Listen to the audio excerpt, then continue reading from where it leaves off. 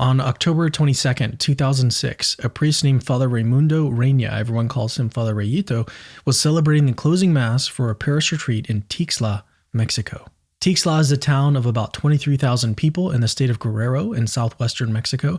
It's not exactly a hotbed of international media attention. It's a small, poor community that's been hit hard by drug trafficking and political instability. There were roughly 600 people at this retreat packed into a municipal auditorium because the church simply couldn't hold them all. During communion, a religious sister named Irely was distributing hosts from a ciborium when she suddenly froze, went pale, and stopped. She walked to the altar, knelt before Father Rayito, and held up the ciborium without saying a word. One host, just one, was stained with what appeared to be a few drops of fresh blood. The host itself had a soft, moist consistency, and a small piece simply detached from being touched. Multiple eyewitness accounts with names were later published in the local paper, the Diario 21. Now, the local bishop, a man named Alejo Zavala Castro, did not rush to declare this a miracle. He set up a formal commission of inquiry and brought in outside investigators. He specifically asked them to determine one thing above all else. Did the blood come from within the host, or was it placed on there from the outside? Now, keep that question in mind. It's going to matter a whole lot. Over the next several years, samples from that host were sent to independent laboratories in Mexico, Guatemala, Bolivia, and in the United States. Many of the scientists were blinded. They didn't know what they were looking at or where it came from. The same findings were frequently verified multiple times by different researchers using complementary methods. And what they found makes this one of the most rigorously tested supernatural claims in history. Today, I'm going to walk you through what scientists actually found at Tixla step by step in plain English, and then I'm going to address some common Protestant objections recently raised by a YouTuber named Ryan from needgod.net and show you why they just don't hold up when you actually look at the evidence. But I want you to pay attention to something as we go through the findings. It's not that any single result makes this case extraordinary, it's how every single line of evidence points in the same direction. Let's get into it. So the Bishop's Commission sends samples to independent laboratories in Mexico, Guatemala, Bolivia, and the United States. Many of the scientists were blinded. They didn't know what they were looking at or where it came from. And the same findings kept getting verified multiple times by different researchers using complementary methods. Now, let me walk you through what they found, and I want to frame this as 3 questions because that's essentially how the investigation unfolded. Question number 1, what is this material? The first thing you want to know when you find a reddish substance on a communion wafer is whether it's actually blood, human blood, not bacteria, not fungal growth, not some kind of chemical reaction with the bread. Is it actual human blood? A lab in Bolivia ran a test specifically designed to detect human hemoglobin, not animal hemoglobin, not plant proteins, not bacterial residue, specifically human, and it came back positive. But they didn't stop there. 2 independent labs, one in Mexico, one in Guatemala, prepared slides and put thin sections of the material under a microscope. And what they saw was not ambiguous. Red blood cells, white blood cells of multiple types, and a macrophage. That's an immune cell caught in the middle of consuming lipid material. That's not a random detail. Okay, macrophages clearing lipids is a normal physiological function, specifically in cardiac tissue, where they prevent plaque buildup in blood vessels. Even this one cell is quietly pointing to the heart. Then they ran immunohistochemistry tests, probing the tissue with selected antibodies designed to bind to very specific proteins. They found myeloperoxidase, an enzyme unique to certain white blood cells. They found glycophorin A, a protein found only on the surface of red blood cell membranes. These are not vague indicators, they are markers that bacteria and fungi simply do not produce. Now, in the interest of full transparency, 2 molecular probes, desmin and myosin, which are markers for muscle tissue, did not react with one of the prepared slides. Now, that sounds like a problem until you learn that the lead scientists themselves attributed this to advanced degeneration of the muscle fibers, degradation that had already been confirmed independently through histological examination. The tissue was simply too degraded for those particular probes to bind, which is a known limitation when working with tissue in this condition. And that negative result sits alongside a much larger body of positive findings, all converging in the same direction. So what about the tissue itself? Both labs found abundant bundles of elongated fibers, and these fibers had a very specific set of characteristics. They were fragmented, their internal structures were degraded, their nuclei were decentralized and poorly visible, and this is the key detail. They had a tendency to branch and reconnect with neighboring fibers. Now, if you've ever taken an anatomy class, I know many of you haven't, you know that branching and reconnecting pattern is almost unique to cardiac muscle. Skeletal muscle doesn't do that. Smooth muscle doesn't do that. The lead lab in Mexico stated in their official signed report that their test confirmed the cardiac nature of the tissue. A Colombian cardiologist who reviewed the data in 2014 described it as consistent with heart tissue that had suffered a heart attack or very intense stress, with an active inflammatory response still underway. Just let that sink in for a second. The tissue looks like a heart in the process of dying. A heart under extreme duress. If you're a Christian, the theological resonance there is pretty hard to miss. 2 independent labs also confirmed the blood type, AB negative. They use fluorescence-based techniques, not the older methods, with documented color photographs at 2 separate laboratories, one in Mexico and one in Bolivia. The blood type is not the foundation of the case, it's one thread in a much larger tapestry, but it's a thread that keeps holding up better than critics usually acknowledge, and it happens to match Lanciano, the Shroud of Turin, the Sudarium, and the Tunic of Virgin Tulle. That's a striking convergence across independent relics and miracles spanning different continents and different centuries. Question 2. Remember I said there were 3 questions. So question 2, where did the blood actually come from? This is the question the bishop wanted most answered. Did someone put the blood on the host from the outside, or did it come from within? The Mexican forensic team studied the structure of the stain, how the blood related to the bread material around it. What they found was that the blood formed a pattern like a tiny cone, emerging from a single point deep inside the host, narrowing upward and then spreading out only once it reached the surface. It behaved exactly like blood from a small wound. A vessel bleeds at a point, the blood rises up through the tissue, and only once it reaches the surface does it actually spread. A separate investigation using infrared imaging confirmed the same conclusion.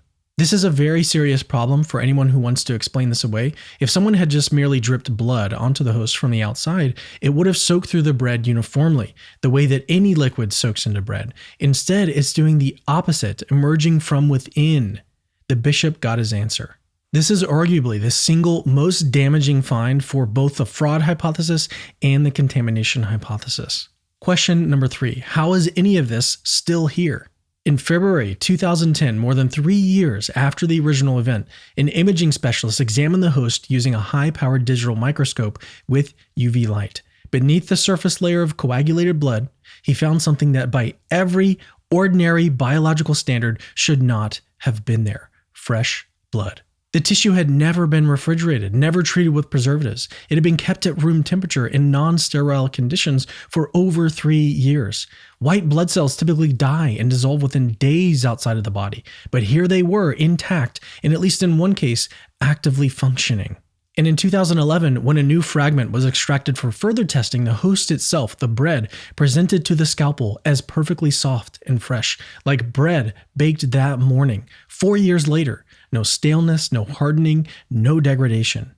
So let's step back. Okay, we have human blood, confirmed by a test specific to human hemoglobin, red blood cells, white blood cells, and immune cells identified under the microscope by independent blinded labs, specific proteins and enzymes unique to blood components, AB negative blood type determined by fluorescence techniques at 2 separate laboratories, matching other Eucharistic miracles and Passion relics, cardiac tissue showing signs of extreme stress, a heart in the process of dying, blood originating from inside the host, not placed on the surface, fresh blood persisting for years without any preservation, and a host that remains soft and fresh for 4 years at room temperature.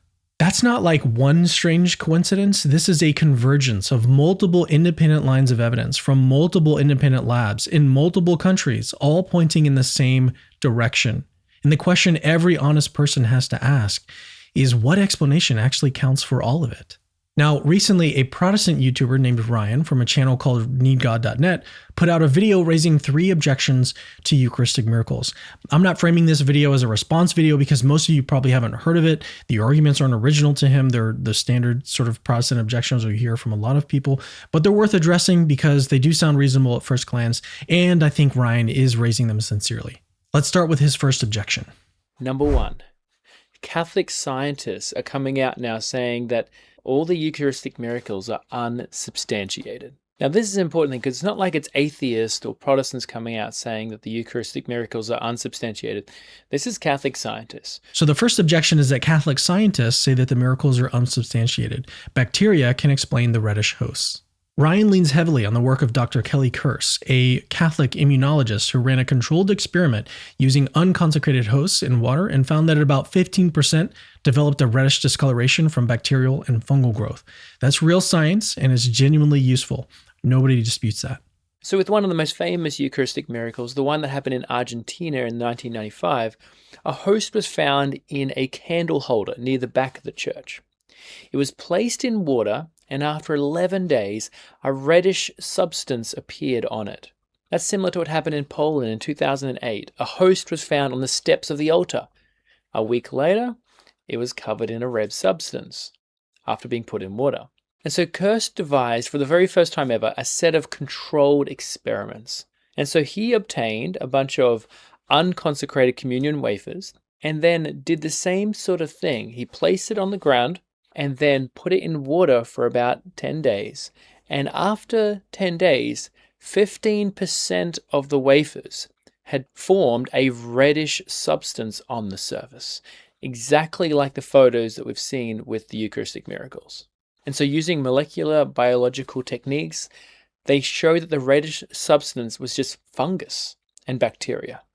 So purely a natural explanation is why it turned red.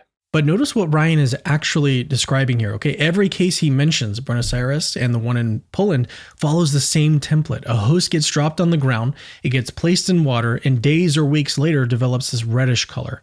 And Kurse's experiment reproduced exactly that scenario. Host on the ground, placed in water, 15% turn red. It's a good experiment and it's a real result. But Tixla doesn't fit that template at all. Remember, the host at Tixla wasn't found on the ground. It wasn't placed in water. It was being distributed during a live mass in front of 600 people when the change was observed in real time. The dirty host and water scenario that Ryan keeps describing and that Kurse's experiment reproduced has nothing to do with what happened at Tixla. It's addressing a completely different situation. But here's the deeper issue. Ryan continues. So purely a natural explanation is why it turned red. And if those same tests were done on the so-called Eucharistic miracles, it'd be found to be the same. But those tests have never been done. I want you to hold on to that line. Those tests have never been done because you just spent 10 minutes hearing what those tests actually found. At Tixla, they didn't just notice a reddish color and then stop their investigation. They ran a test specific to human hemoglobin. Positive. They identified red blood cells, white blood cells, and immune cells under a microscope at independent blinded labs. They ran immunohistochemistry tests and found glycophorin A, a protein that exists only on human red blood cell membranes. They found myeloperoxidase, an enzyme unique to certain white blood cells.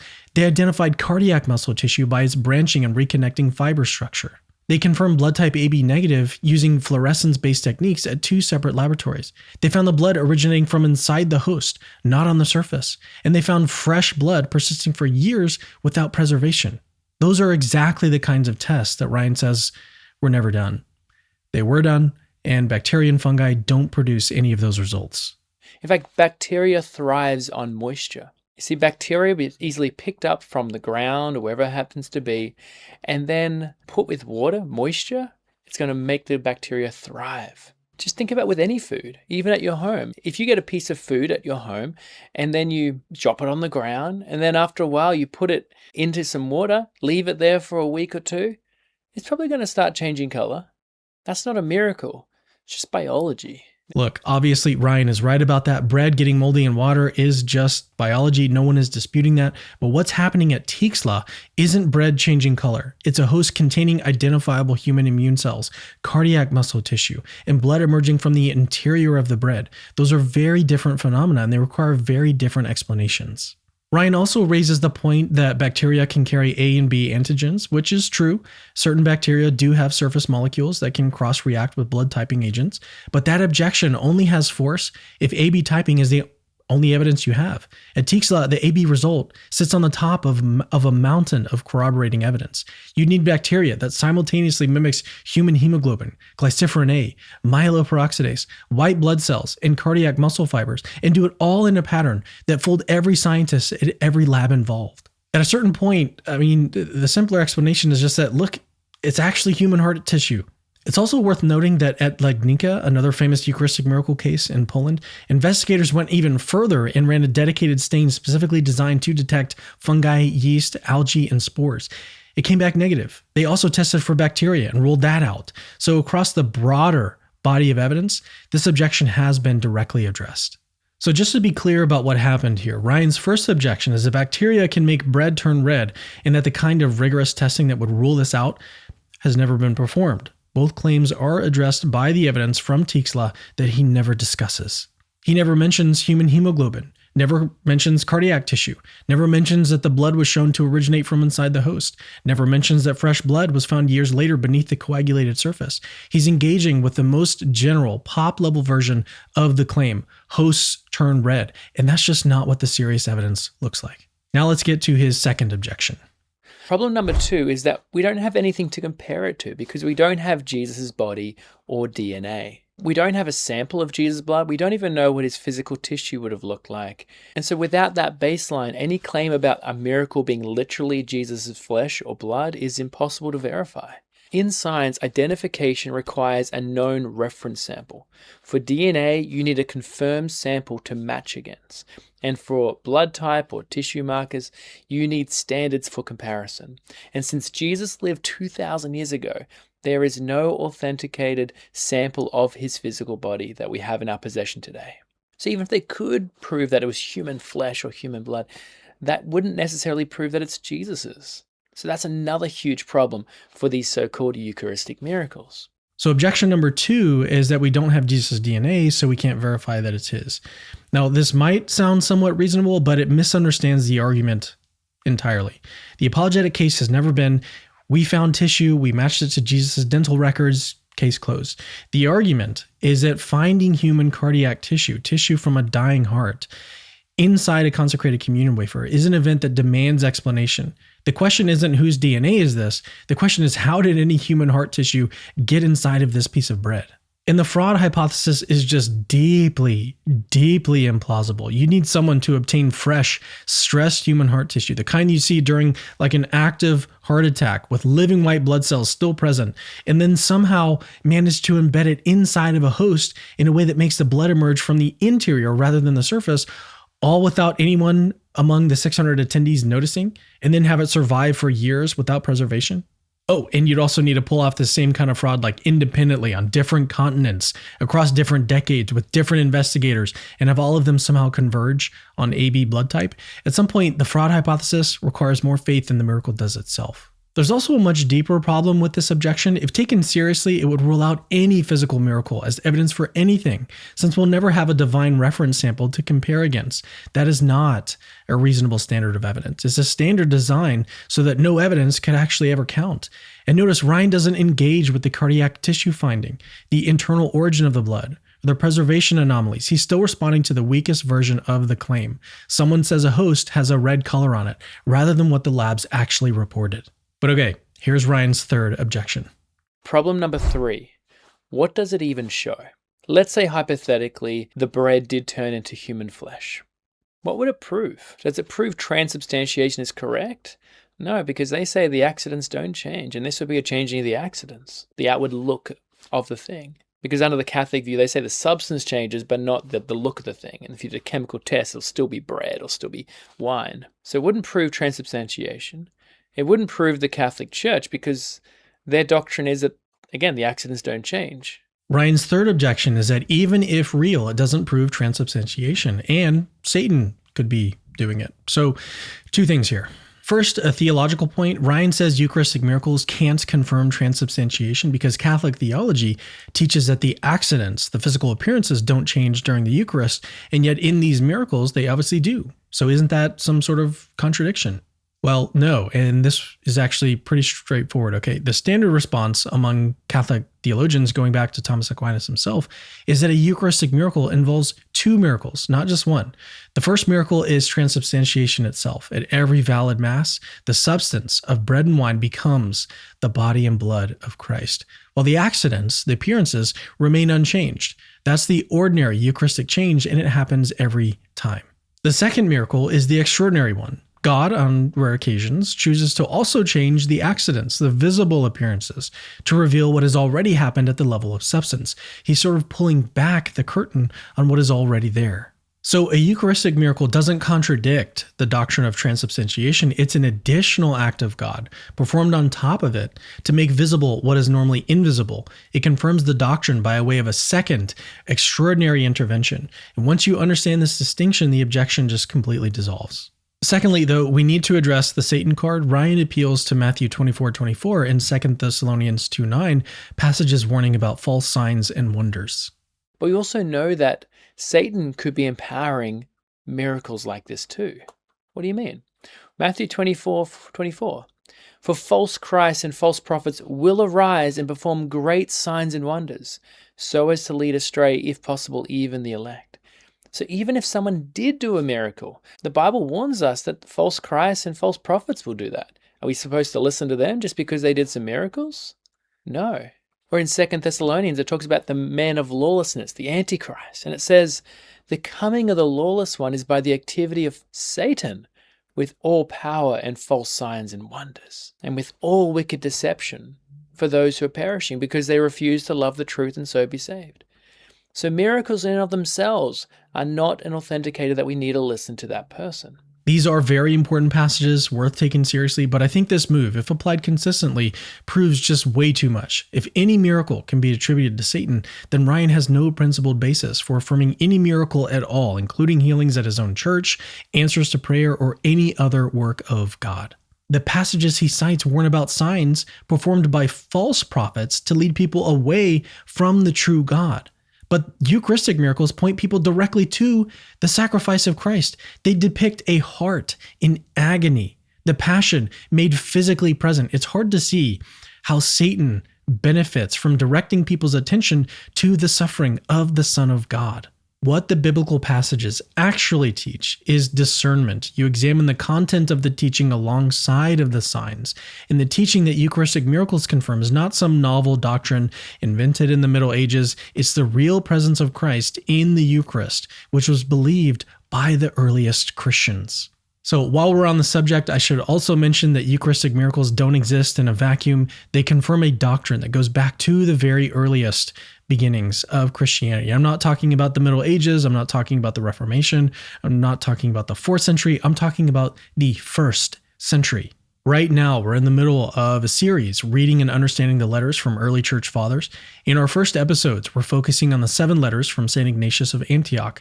St. Ignatius was a bishop who personally knew the apostles. He was a disciple of John, the one who leaned on Christ's chest at the Last Supper. And Ignatius was martyred around 108 AD within living memory of the apostles themselves.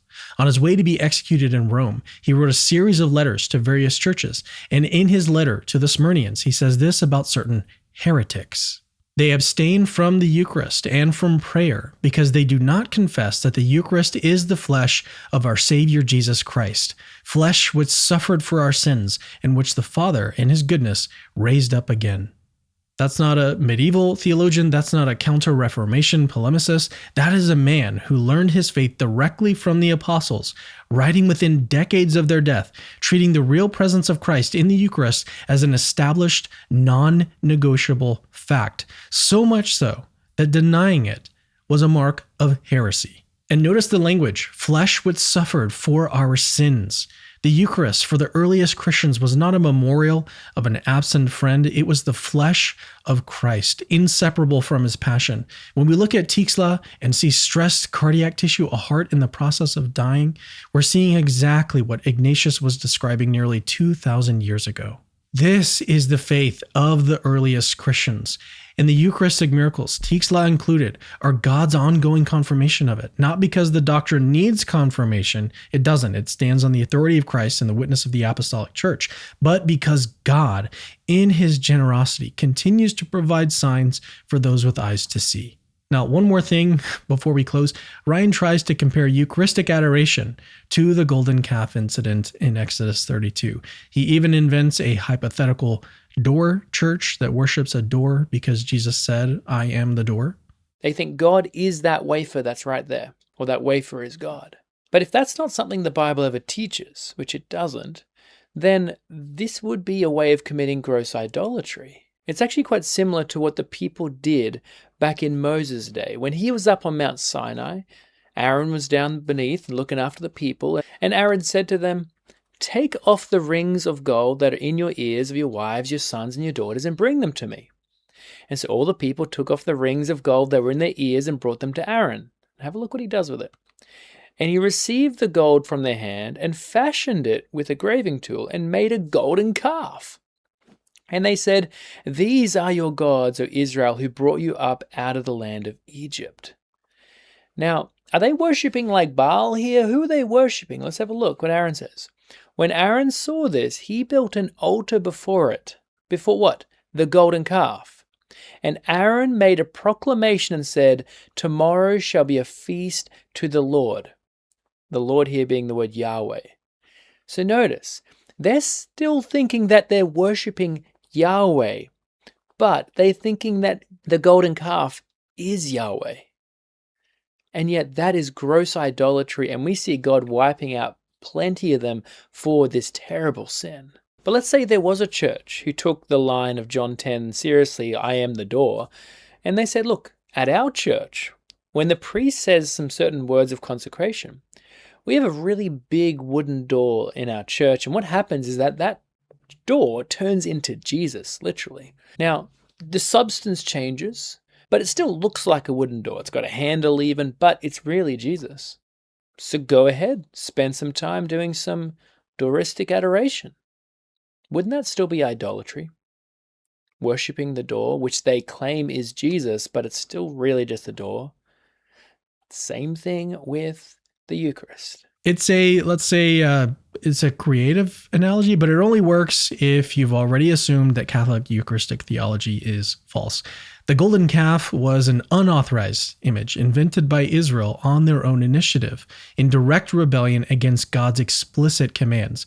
Catholics believe the Eucharist was instituted by Christ himself in John 6 and at the Last Supper with his own words, "This is my body." The analogy only holds if those words are purely figurative. But that's precisely the question under dispute. You can't assume the answer and then use that assumption as your argument. Ryan also says that you wouldn't do something in remembrance of someone if they were literally right there with you. But think about what he's actually claiming here. Okay, that calling something immemorial means that the thing itself must be merely symbolic.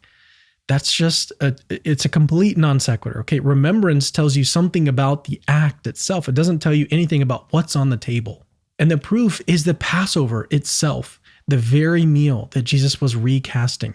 Exodus 12 explicitly calls the Passover a memorial in verse 14, and yet the lamb was a real lamb, really slaughtered, really consumed. Its real blood really smeared on the doorposts.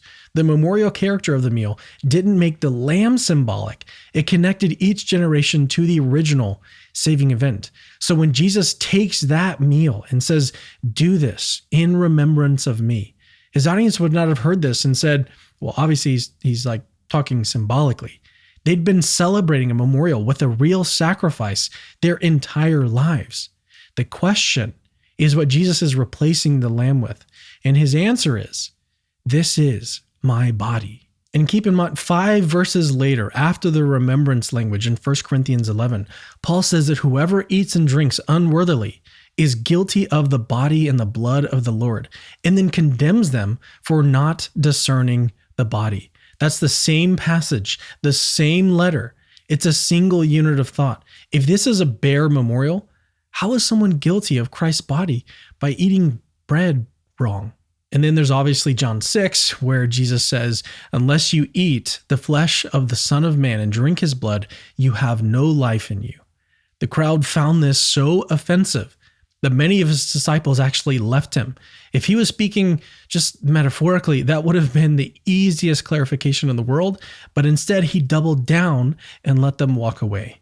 When I look at Ryan's video, 17 minutes, 3 objections, and I compare it to what the labs actually found at Tixla, the gap is striking. Okay, 3 objections and not a single lab result from any specific case. His first objection is that bacteria can make bread turn red, and he tells his audience that rigorous testing of Eucharistic miracles has never been done, but it has. His second objection is that we can't match the tissue to Jesus' DNA, but the argument was never about matching DNA. It's about how human cardiac tissue got inside the bread in the first place.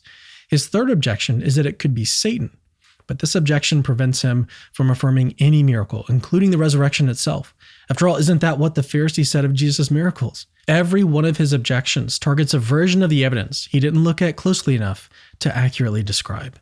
And look, Tixla does not stand alone. Lanciano, Buenos Aires, Sokolka, Legnica, independent cases on different continents across different decades, all yielding cardiac tissue, all typed AB, examined by different investigators who were often blinded. At Sokolka, the muscle fibers were microscopically interwoven with the bread at a scale no human could ever achieve.